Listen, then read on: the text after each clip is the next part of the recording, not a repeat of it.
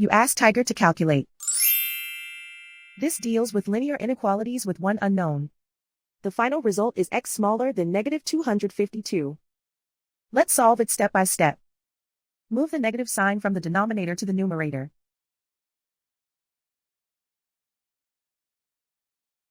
Isolate the x.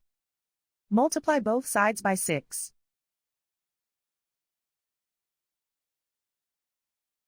Group like terms.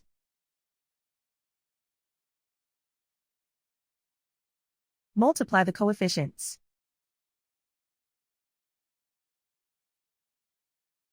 Simplify the arithmetic.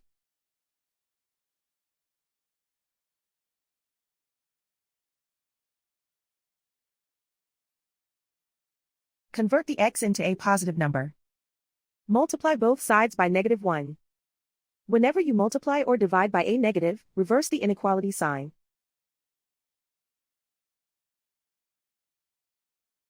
Remove the ones.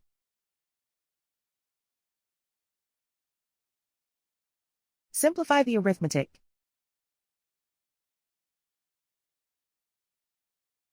Plot the solution on a coordinate grid. And so the final result is x smaller than negative 252.